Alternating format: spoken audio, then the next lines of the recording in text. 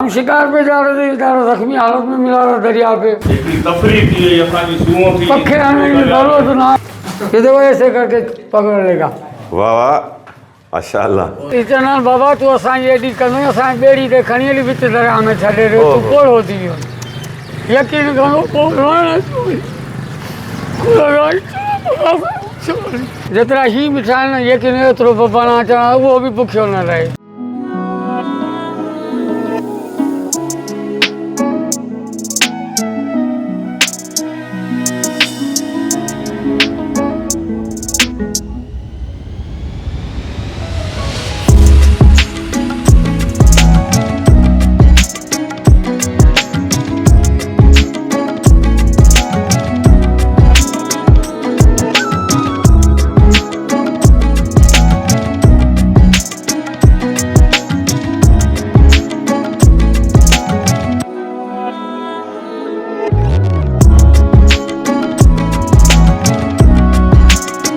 पीअण पखी चाचे अब्दुल मजीद जी वफ़ा जी कहाणी आहे 10 साल पुराणी। पोइ विलाग में असां अव्हां खे पीअण पखी जंहिं ते चाचे अब्दुल मजीद बबन नालो रखियो आहे सां सिंधु दरिया जो सैर करायो हो। पर अॼोके विलाग में अव्हां ॾिसी सघंदव त बबन चाचे जे घर में कीअं रहे थो। छा चाचे पंहिंजे प्यारे बबन खे अलॻि घर ॾेई छॾियो आहे? हिन वफ़ा जी कहाणी अंदरि हिकु दर्द कथा बि आहे। उहा पीड़ा महसूस करे अव्हां चवंदव त वाक़ई जिस्काणी मुड़ुसु माण्हू आहे। त जेकॾहिं अव्हां वीडियो आख़िर ताईं ॾिठी त तव्हांजो तजसुस अञा वधी वेंदो, छाकाणि त प्यार ऐं वफ़ा जी हिन कहाणीअ में शामिल आहे हिकु नंढड़ी सहर।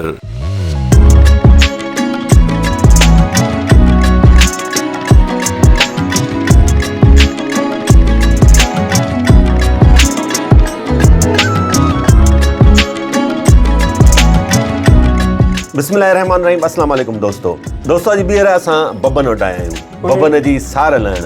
छाकाणि त असां जीअं हिन जो विलाग हलायो, जीअं वीडियो हलाई तक़रीबन 15-20 ॾींहं अॻु में, त माशाअल्लाह ही एतिरो वायरल थी वियो आहे बबन जो पाकिस्तान जो को न्यूज़ चैनल न आहे। इवन इंटरनेशनल चैनल्स बि बबन ऐं चाचे अब्दुल मजीद जिस्काणी जी प्यार कहाणी ते रिपोर्ट्स ठाहियूं आहिनि। सुठी ॻाल्हि इहा थी आहे जो हुनजो इलाजु शुरू थी वियो आहे, जेको हिन जे पेर में जेको ज़ख़्म आहे उनजी ट्रीटमेंट शुरू थी वई आहे। अॼोकी वीडियो में तव्हांखे ॾेखारींदासीं त बबन चाचे अब्दुल मजीद जे घर में कीअं रहे थो, उनजी पालना कीअं थिए थी, खाद खुराक कहिड़ी खाए थो। घर खां पोइ वरी असां वरी दरिया किनारे हलंदासीं, चाचे सां कचहरी कंदासीं। त पंहिंजे भाउ जो ही चैनल सब्सक्राइब कयो ऐं वीडियो जेकॾहिं तव्हां आख़िर ताईं ॾिठी त तव्हांखे ॾाढो मज़ो ईंदो। तो दोस्तों ये पेलिकॉन, जिसे उर्दू में बगला कहा जाता है, ये फीमेल है और चाचा अब्दुल मजीद जिस्कानी जो कोटड़ी में दरिया के किनारे पर आबाद हैं, इनके पास गुज़श्ता 10 साल से हैं। ये इनके पास कैसे आए और ये साइबेरियन बर्ड वापस अपने मुल्क क्यों नहीं गया, तो आज आपको ये वफ़ा की कहानी, प्यार कहानी बताएंगे। अपने भाई का ये चैनल सब्सक्राइब करें और वीडियो आखिर तक लाजमी देखिएगा।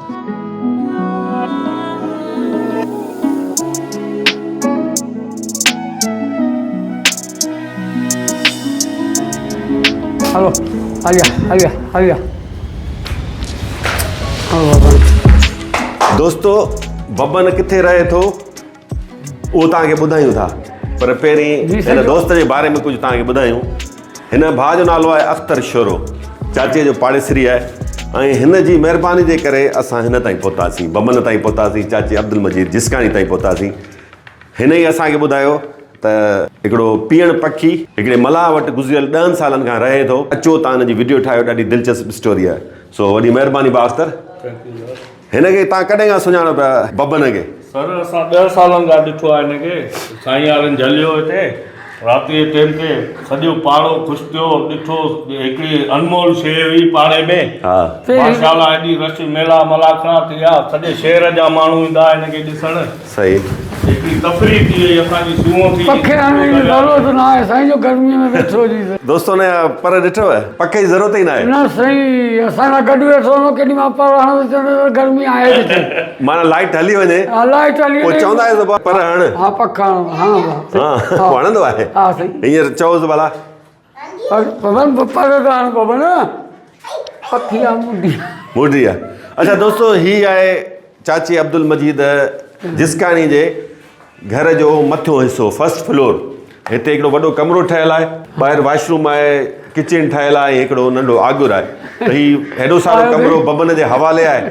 चइजा हिते रहे थो? हा बाबा हिते हिते ई राति जो सुम्हंदो आहे? हा। सी बि लॻे, सीअ खां कीअं बचायोसि? ही सीए ॾाढो आहे। अच्छा हा, ही घर मां हिते हवा लॻी कान वरी हेॾां घिरी वेंदो आहे, पिंजरो आहे। अच्छा, साइबेरियन पखी आहे, ज़ाहिर आहे सीअ जो ॾाढो हूंदो, पर गर्मी बर्दाश्त करे वेंदो आहे? गर्मी नथो बर्दाश्त करे सघे। अच्छा। हा, पोइ हेठि छांव में पखियुनि ते दरिया में कुॾंदो पियो। अच्छा। हा, पोइ दरिया ते दरिया ते। सही आहे। अच्छा दोस्तो, हिकिड़ी करेक्शन असां करे वठूं। गुज़िरियल असां जेको वीलाग ठाहियो पहिरियों बबन ऐं चाचे अब्दुल मजीद जे वफ़ा जी कहाणी मुतालिक़, त उते असां तव्हांखे इहो ॿुधायो त गुज़िरियल 15 सालनि खां ही बबन पीअण पखी चाचे अब्दुल मजीद जिसकाणी वटि आहे। छाकाणि त चाचे असांखे ॿुधायो त 2010 में आयो, त उन हिसाब सां 15 साल थी विया, 2025 ताईं। पर असुल ॻाल्हि इहा आहे त गुज़िरियल 10 सालनि खां चाचे अब्दुल मजीद वटि आहे। ऐं हिन जी उमिरि केतिरी आहे चाचे खां पुछूं था। चइजा 10 सालनि खां त तव्हां वटि आहे? जी जी जी जी। पर जॾहिं ही तव्हां वटि आयो, तव्हांजो अंदाज़ो छा आहे, केतिरी हिन जी उमिरि हूंदी? साईं ही नंढो, हिनखे ही चोटी बोटी कान हुई। अच्छा। पोइ ही चोटी बोटी अची हिन अॻी उमिरि जी असांखे ख़बर न। ही वार बि कोन हुअसि पीला, हींअर आया हुअसि। अच्छा, अंदाज़ो न आहे त केतिरी उमिरि आहे? न अंदाज़ो वॾो थी वियो आहे, इहो ॾिसूं था थोरो न मरी अच्छा चाचा अब्दुल मजीद, हमें ये बताइएगा, हमारे जो नए सुनने वाले हैं उनको ये बताइएगा, ये आपको कहाँ से मिला था, कब मिला था? हम शिकार पे जा रहे थे, बेचारा जख्मी हालत में मिला था दरिया पे। हाँ। फिर हमने इसका ट्रीटमेंट कराया, अल्लाह ने इसको जिंदगी दी, हमारे घर वालों ने सबने दुआएं मांगी तो अल्लाह करे ये सही हो जाए। हालत इसकी ऐसी थी बिल्कुल नाजुक, फिर अल्लाह ने इसको तौफीक दी, ये तैयार हो गया। एक चोट यहाँ बाल में लगी हुई थी और एक यहाँ से लगा हुआ था कारतूस का चोट। दोस्तों, किसी शिकारी ने इसको मारने की कोशिश की थी आज से 10 साल पहले, ये चाचा बता रहे हैं। तो इसको बंदूक के छर्रे लगे हुए थे, जख्मी थे, तो इन्होंने जैसे इसको जख्मी हालत में दरिया में पाया तो इसका इलाज करवाया, इसकी देखभाल की, तो शायद उसी देखभाल की वजह से इनसे ये रुल मिल गया और ये बबन पक्षी अब इन्हीं के पास अभी जब रहता है और अब साइबेरिया ये वापस नहीं गया। वैसे सर्दियों के मौसम में साइबेरिया रशिया से लाखों की तादाद में परिंदे सर्दी से बचने के लिए पाकिस्तान का रुख करते हैं और खुसूसी तौर पर सिंध की जो झीलें हैं, दरिया है और जितने भी आबी ज़खायर हैं वहाँ पर आके पनाह लेते हैं। जैसे ही सर्दियाँ कम हो जाती हैं, यहाँ पे गर्मियाँ शुरू हो जाती हैं, तो ये वापस अपने मुल्क या कहीं और चले जाते हैं। लेकिन बबन जैसे बहुत ही थोड़े तादाद में ऐसे परिंदे होते हैं, साइबेरियन बर्ड्स, जो वापस नहीं जाते। इस दौर में जब इंसान के पास बबन होती जा रही है, बबन का खाना आ गया है। दोस्तों, बबन का खाना आ चुका है। बबन ये खाता है छोटी मछली। रोज कितनी मछली खिलाते हैं आप इसको? 2 किलो मछली खाता है। 2 किलो? बस इतनी छोटी सी खाता है या बड़ी वाली भी खा लेता है? ये देखो ऐसे करके पकड़ लेगा। वाह वाह, माशाअल्लाह। ना भाई इनमें धप्पा। हाँ। अच्छा, ये छो न पियो खाए? सही, इनमें जेको धप्पा मार्केट में आई आहे न, अच्छा, करे ही ताज़ी शइ खाई। ताज़ी शइ खाई। हाँ सही सही है। ये ॾिसो हाणे तव्हां साम्हूं कटे छॾंदो, ॾिसो वरी वरी ॿी ॾियोसि, वरी ॿी ॾींदासीं, केच कंदो। वरी ॾिसो मार्केट ई रखियल आहे किनी आहे, इन करे असां पंहिंजी हिनखे ताज़ी शइ खारायूं आहियूं, वरी वठंदा बि ताज़ी ई वञी। दोस्तों, चाचे हिनखे नंढी मच्छी जा बच्चा 5 दाणा ॾिना आहिनि खाइण लाइ, पर ही खाए न पियो। चाचे जो चवणु आहे त मच्छी में धप आहे, ही ताज़ी मच्छी खाईंदो आहे। इन वात में विझे त थो, पर न जीअं धप अचे थी, स्मेल अचे थी, वापसि कढी छॾे थो। तो अल्लाह ताला हिन में इहा बि शनास रखी आहे, ॾाढो सफ़ाई पसंद है। दोस्तों, ये मछली इसलिए नहीं खा रहा, चाचा बता रहे हैं, क्योंकि इसमें स्मेल आ रही है इसको। और चाचा का कहना है कि ये फ्रेश मच्छी खाता है, बासी मच्छी नहीं खाएगा ये। सो अल्लाह इसको ज़िंदगी दे, सेहत दे। इसका इलाज भी शुरू हो गया है, क्योंकि इसको शायद पैर में ज़ख्म था। चाचा ये ॿुधायो जी जी, तो हिन इलाज केर पियो करे? किथां? पंहिंजो ये डॉक्टर जेके आहिनि जानवरनि जा, पखियुनि जा, इहे पाण अचनि पिया। साईं सैयदा को अच्छा हिते हिननि जे हैदराबाद में ऑफिस आहे, उहे चलाई आहे। हिन रत बि खणी आहे टेस्ट करे। कॾहिं शुरू कयो अथनि इलाज? ही साईं 10-12 ॾींहं थी विया। 10-12 ॾींहं? हा साईं। सही आहे। असां वीलाग हलायो, ॿियनि दोस्तनि बि हलायो। असां नथा चऊं त असांजे वीलाग खां पोइ हिन जो इलाजु शुरू थियो आहे या वठ पकड़ शुरू थी आहे, पर इहा हक़ीक़त आहे। काफ़ी अर्सो अॻु में हिकिड़े सिंधी न्यूज़ चैनल ते हिन जी स्टोरी हली हुई, पर वायरल न थी। वायरल कॾहिं थियो जॾहिं मूं ऐं मीर बलोच साहिबु हिन ते वीलाग कयो, ऐं उनखां पोइ माशाल्लाह पाकिस्तान जे सभिनी channels, even international channel DW बि हिन ते स्टोरी ठाही। ॾाढी सुठी ॻाल्हि आहे। सो इहा आहे सिंध जी मिट्टी, इहो आहे सिंधु दरिया, जंहिंमें मोहबत जी ख़ुशबू समायल आहे, जंहिंमें वफ़ा समायल आहे, ऐं उन ई मिट्टी जो ई गोयल ऐं सिंधु दरिया खे पंहिंजी ज़िंदगी ॾींदड़ चाचे अब्दुल मजीद बेज़ुबान जानवर सां वफ़ा कई। उन जे वफ़ा जे बदिले में हीउ हिन जो ई थी वियो। चाचे जा ॿ पुट माज़ूर आहिनि, उन्हनि सां बि तव्हांखे मिलणा आहियूं था, ऐं चाचो पंहिंजनि उन्हनि माज़ूर पुटनि जी कीअं थो सार संभाल लाइ, उन्हनि जी सफ़ाई सुथराई जो कीअं थो ख़्यालु करे, उहो बि तव्हांखे हली ॿुधाईंदो आहे। चाचे जा पुट ॿाहिरि वेठा, अचो त उन्हनि सां मिलो। मीर बलोच साहब हैं, मेरे दोस्त हैं, मेरे साथ काम करते हैं, ये भी यूट्यूबर हैं और इन्होंने थोड़ी सी रिसर्च की है, तो इनसे जानते हैं, तो मीर साहब से जानते हैं कि ये कितनी ऊंचाई तक उड़ सकता है। मीर साहब, कितनी ऊंचाई तक ये उड़ सकता है और कितनी देर तक ये उड़ सकता है? ये तकरीबन 10,000 फीट की बुलंदी तक जाता है, जहाँ तक इसके उड़ने का सवाल है फ़िज़ा में, और ये तकरीबन 24 घंटे से ज़्यादा उड़ सकता है। अच्छा, इसका जो मजमूई जो वज़न है वो तकरीबन 15 किलो तक होता है, इसका वज़न होता है। कुछ जो दुनिया में इससे ज़्यादा वज़न के भी पाए गए हैं, पेलिकॉन जो है। अच्छा, उसके अलावा ये जो है तकरीबन कोई जो इसकी जो मजमूई उम्र का जो अंदाज़ा लगाएंगे, जो इंटरनेशनल लेवल पे है, तो 23 से 25 साल तक ये ज़िंदा रहते हैं। कुछ परिंदे ऐसे इसमें पाए गए हैं जो 45 साल 43 साल तक भी ज़िंदा रहे हैं। वो माहौल के मुताबिक होता है। अगर इनको माहौल अच्छा मिले, ये तो 10 साल से तो चाचा के पास रह रहे हैं, जो इसका आप इसकी जो फिज़िक देखेंगे, इसकी जो चेहरा देखें, इसके पाँव या इसकी जो हाइट देखेंगे, उससे अंदाज़ा यही लगता है ये तकरीबन 17 से 18 साल। साइबेरिया से आते हैं हमारे पास, लेकिन ये दुनिया में हर मुल्क में पाए जाते हैं। अच्छा। ये पानी के परिंदे हैं, आबी परिंदे हैं, हम इसको समंदरी बगला भी कह सकते हैं इसको। सही। हाँ, तो ये दुनिया में हर जगह पाए जाते हैं। तो दोस्तों, ये चाचा अब्दुल मजीद के घर का फर्स्ट फ्लोर है और ये पूरा पोर्शन चाचा ने बब्बन के हवाले कर दिया है। तो बब्बन को पूरी आज़ादी यहाँ पर जैसे रहना चाहे रहे। चाचा बहुत इसका ख्याल रखते हैं। सर्दी तो ये बर्दाश्त कर लेता है, लेकिन गर्मी कम में ही बर्दाश्त होती है। तो बाहर चलते हैं, चाचा के 2 माजूर बेटों से मिलते हैं और उनकी देखभाल ये चाचा कैसे करते हैं, ये सारी कहानी आपको बताते हैं। दोस्तों, ये चाचे जा 2 पुट माजूर हैं। चाचे खां पुछूं था इनखे कहिड़ी बीमारी लगी ऐं केतिरी हिननि जी उमिरि आहे, कीअं था ज़िंदगी गुज़ारीनि, इहो तव्हांखे ॿुधायूं त हिननि जी समूरी जेका सार संभाल आहे, हिननि जो ही पीरसन पी करे थो। माइट पंहिंजे औलाद लाइ छा नथो करे सघे, चाचो हुनजो मिसाल आहे, ऐं औलाद पंहिंजे माइट लाइ छा थो करे, अॼु जा माण्हू हुनजो मिसाल आहिनि। तो बहरहाल चाचे सां कचहरी कयूं था। चाचा, हिननि जा नाला छा आहिनि? साईं ही वलीद रज़ा। वलीद रज़ा। ही बिला। अच्छा। साल ही वॾो आहे, हा।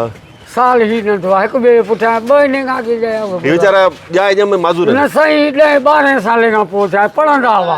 पढ़ंदा हुआ? हा, स्कूल पढ़ंदा हुआ। छा थियो हिननि खे? हिननि खे बुखार आयो ॾींहं ॾींहुं जीअं थिड़कंदा हुआ। पोइ हिनखे मूं छा कयो, हैदराबाद सदर में बि अस्पताल खणी आयुमि, कराची जना अस्पताल खणी आयुमि, MRI करायमि, 70 एक्सरा कढियऊं। पोइ हुननि बि चयो नो इलाज ई कोन्हे, डॉक्टर जवाबु ॾिनो। डॉक्टर मूंखे जवाबु ॾिनो। पोइ साईं उन खां पोइ ही साल ही अॻे थियो आहे, पोइ साल ही। हिन जी सार संभाल केरु लहे थो? साईं, हिन जी ज़ाहिर आहे हिन जी संभाल- वीचारनि जूं ज़रूरतूं हूंदियूं, हा, वॉशरूम हा, वञणु, साईं। मानी खाराइणु, केरु थो करे? साईं, कुदरत इलाही इहो आहे। वॉशरूम सुबुह जो जेको आहे मानी मां खाराइनि। हा, मानी बि कोन खाइणी, हथ बि कोन झले सघां, हाणे हिनखे ॾींदो। अहिड़ी हालत आहे, हथ बि माना हीउ त पाण खायो वञे, हिन में अञा एतिरी हिमत आहे। पोइ सुबुह जो उथणा, हिन अॻे खाधो, जंहिं मूंखे जल्दी कर वॉशरूम में खणी विया। पोइ साईं वॉशरूम में खणी वञा, पोइ हफ़्ते 15 ॾींहंनि जी सफ़ाई वफ़ाई सभु कुझु कयां साईं। कपिड़ा जेके पोइ 3-4 सुतरूं दरिया में ॿधियो, पोइ उते धोईंदो बि आहियां। ॾिसो, हवा थो ॼाणे। इहो माइट आहे, इहा आहे माइट जी दिलि पंहिंजे औलाद लाइ। दोस्तो, अॻु में मूं तव्हां खां इहो साॻियो सुवालु पुछियो, वरी इहा ॻाल्हि ज़हन ऐं दिलि में तरी थी अचे त अॼु जो औलाद छा पंहिंजे माइट लाइ ईअं करे सघे थो? जवाबु आहे हा बि ऐं न बि। हा, इन करे अञा बि अहिड़ा साले माण्हू पिया आहिनि ख़ासि तौर न्याणियूं जेके पंहिंजी माउ लाइ पंहिंजे पीउ लाइ सभु कुझु कंदियूं आहिनि पर नाफ़रमान माण्हू जाम आहिनि। सो दुआ आहे अलाह साईं सभिनी खे हिदायत ॾे। इहा बि दुआ कयां थो त अलाह ताला सभिनी खे नेक ऐं सालह औलाद अता फ़रमाए। साईं जेका औलाद जी नाफ़रमानी थींदी आहे न उहा वॾी अज़ियत थींदी आहे ज़िंदगीअ में वालदेन लाइ ऐं मरण खां पोइ उन औलाद लाइ वॾी दर्दनाक थींदी आहे इहा नाफ़रमानी। बहरहाल साईं केॾी महिल चवंदा आहिनि बाबा तूं असांजी एॾी कंदो असांजी ॿेड़ी ते खणी हली विच दरिया में छॾे ॾे तूं कोड़ो थी वियो यकीन करो पोइ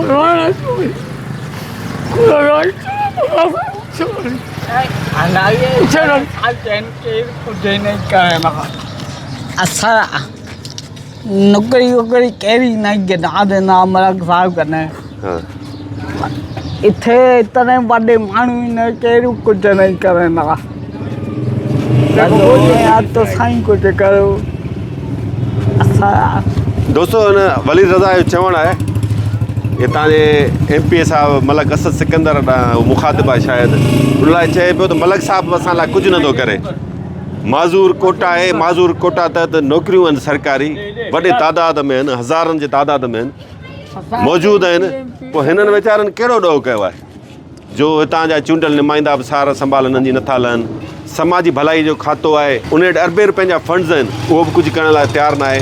बहरहाल आउं वरी बि जस ॾींदुसि साईं अब्दुल हफ़ीज़ मैसर साहब खे हू डायरेक्टर बैतुल माल आहे उन असांजी वीडियो ॾिठी नोटिस वरितो उन्हनि खां डॉक्यूमेंट्स हिननि जा घुराया अथसि ऐं हुन जो चवणु आहे त जेके सरकारी फंड्स माज़ूरनि लाइ मौजूदु हूंदा आहिनि उन्हनि मां भरपूर कोशिशि कंदो त वधि खां वधि हुनजी हेल्प थी सके। ये चाचा बता रहे थे कि ये कभी कभी दोनों भाई इतना मायूस हो जाते हैं अपने बाप को देखकर इनके साथ मोहब्बत और शफकत देखकर क्योंकि ये बहुत कुछ करते हैं। आप समझ सकते होंगे ये माजूर हैं बेचारे कुछ भी नहीं कर सकते हाथ भी नहीं हिला सकते खाना भी नहीं खा सकते तो जितनी भी ज़रूरियात हैं ये इनका वालिद ये पूरी करता है। तो इस हाल में जब ये इनको देखते हैं चाचा बता रहे थे कि कभी कभार ये ऐसा भी कहते हैं कि बाबा हमें कश्ती में बिठाकर बीच दरिया में कहीं दरिया के अंदर फेंक दो ताकि हमारी ज़िंदगी ख़त्म हो जाए और तुम्हारी जान छूट जाए।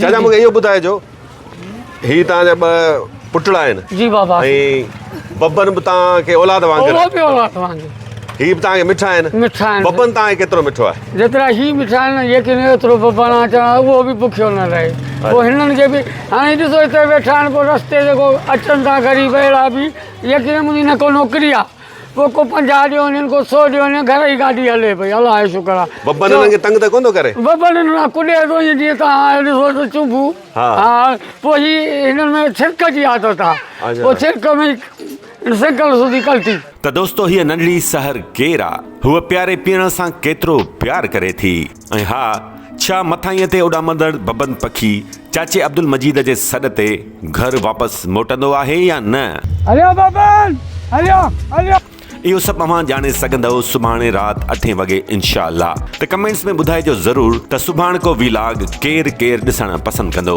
ये हमें इतना प्यारा है कि बहुत से लोग लेने आते हैं लेकिन हम उनको बोलते नहीं हम नहीं दे रहे पैसों की लालच में आके हम उनको दे देंगे तो फिर क्या गुजरेगी तो हमें ना इसको नहीं देते कोई 50,000 भी देता है कोई लेकिन हम बोलते नहीं। फकीरानी तबीयत जो मुखे दिल भर मिलियो ख़ुशि ॾाढा था लॻो छो